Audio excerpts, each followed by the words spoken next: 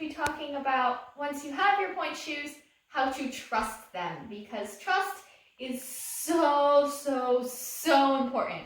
You cannot do your job as a dancer, which is to dance and make the audience feel something in your dancing, if you do not trust your shoes. You can't even do simple steps if you don't trust your shoes.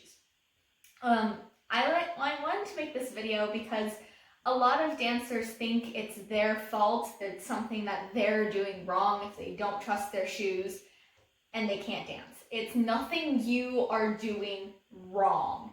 It's just that you don't trust your shoes. So, it's going to be very hard to trust your shoes if you don't have the right shoe.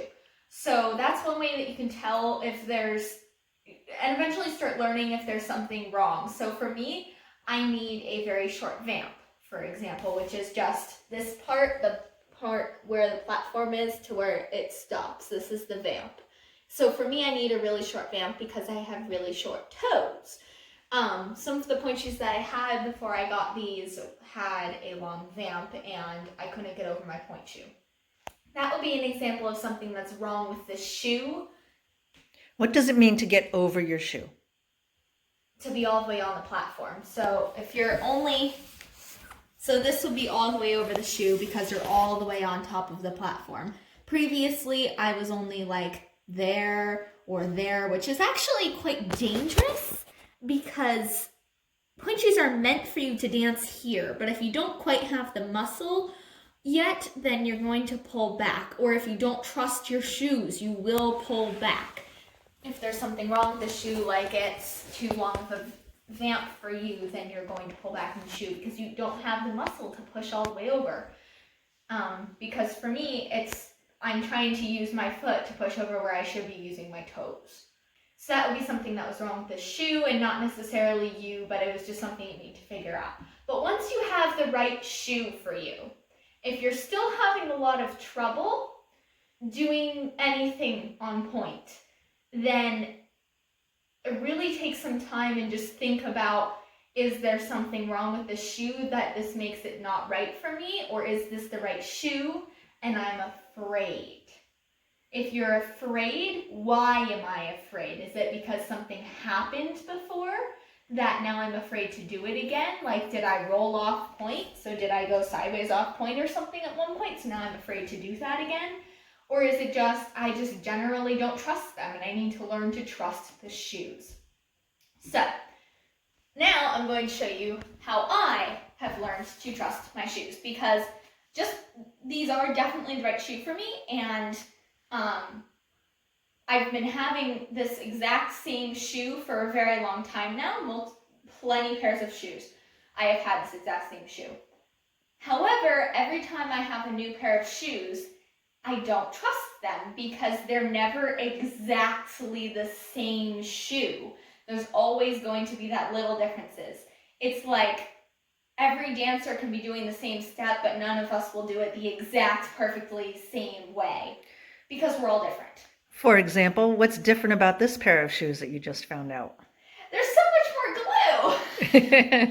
I had such a hard time on the right shoe specifically doing the demi.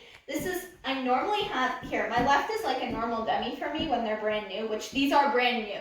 I start off at the bar, and you want to have everything on for this. So for me, that's just a spacer and toe pads. And I just have pro pads. It's pretty simple, but you want to have whatever you have in your shoes normally on for this. So what you're gonna do, for me, I just do a bourrée at the bar because again, I don't trust them, so why would I trust myself to go out in the center? And something else important, is it that you don't trust yourself or you don't trust your shoes? If you can do something on flat and then you go on pointe and you can't do it, and you know you're strong enough to do it, it's probably that you don't trust your shoes. If you can do something on flat and then you go on pointe and you can't do it, and you know you're strong enough to do it, it's probably that you don't trust your shoes, because on flat you could do it, so you trust yourself plenty, and you can do it maybe at the bar or something like that, then you have the strength for it and you don't trust your shoes. A lot of times that happens with turns and stuff like that. So, for me, I'll usually just kind of start pushing over, feeling the boundaries of my platform is a huge thing for me. So I'll just kind of play around. It's different sometimes. This one I kind of want to go more that way, so I want to make sure that I'm like, okay, you're not going to go that way, it's fine, you know. I'm not going to push too far forward and be like over on the top of the platform with the shoe off the ground. Which that'll change as I dance because I bang them on the ground to make them softer, and because I don't like super defined edges on my platforms. That's just a preference thing. Some dancers do. And that's just general wear and tear that'll change over time, but then I'm used to dancing on it and it's a gradual thing.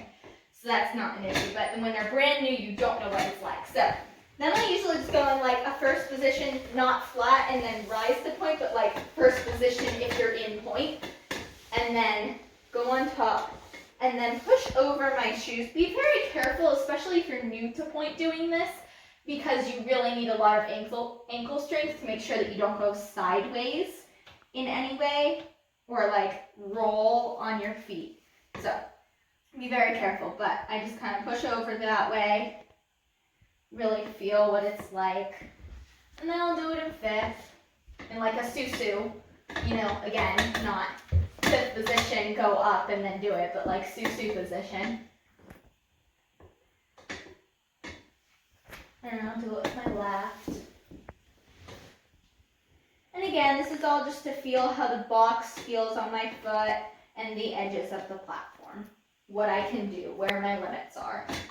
And then I'll kind of be near the bar, but still a little bit away. And I'll do just some bourrées, because I break in the wings of my shoes, so it's a good way for me to figure out if anything else needs to be broken in more, which I need to break in the outsides of these wings a little bit more. Then I'll do it on the left. Anything you do on the right, obviously do on the left, because then it's different for the left shoe. Okay. Now, turning is a bit of an issue for me because I trust myself to turn and I'm strong enough to turn, but then I get on point and I'm like, I can't, because I don't trust my shoes. And I know this, so I'll usually just do like a coupe and kind of just make sure that I'm all the way over the platform and just kind of swivel around, feel what it's like, feel the friction of the drag of the shoe, really pay attention to the little details. And then I'll do the same thing on the left. It doesn't matter where your foot is in coupe. It could be all the way out here for all I care. It's just easier to bring it into like coupe. And just feel what the shoe feels like. What does the shoe want to do? Is it pushing me in a certain direction that I need to push back against? Sometimes that happens. And then to get the feel of it, I'll usually warm myself up a little bit because I'm at the bar. And then I'll turn around. See, that wants to push me sideways and backwards. So I need to push against that. I just kind of do like that. And then sometimes I'll do some échappés if I'm worried about like how it's going to push me out. Because on my new shoes and these particular shoes, the box near the platform, so like around here a little bit more, tends to be pretty hard, and it sometimes wants to push me in certain directions. Like usually it wants to make my feet sickle, so I really need to focus on pushing out and away from that, but I want to make sure that I trust myself first. So I trust myself enough to not use the bar for that. In these shoes, I don't always, but in these shoes I do. So I'm just gonna keep my arms in second and just do some échappés.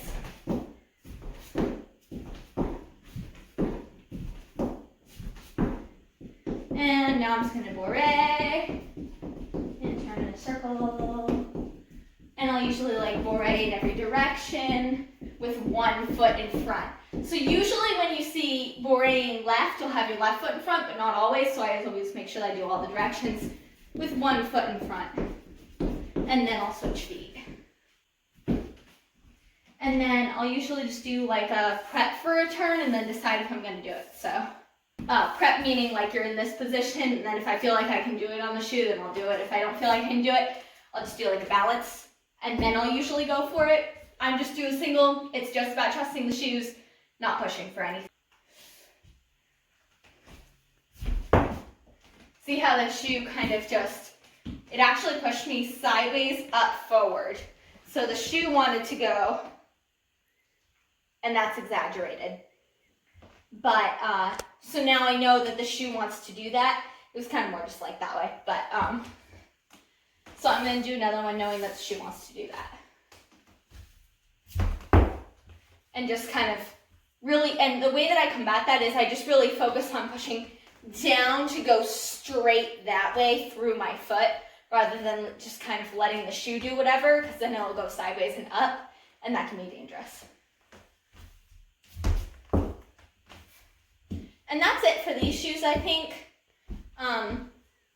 Sometimes I'll do, it's really just more whatever you feel that you need to do in order to trust your shoes. Because you don't want to be in class and then be asked to do something, and then you're like, oh, crap. I don't trust myself to do that. And then teachers think that it's your fault when it's like, no, I just don't trust my shoes. Because they can't tell. That's something that's in your head. It's not something that somebody else can tell from the outside. So that's the difference. Let's just do what you need to do.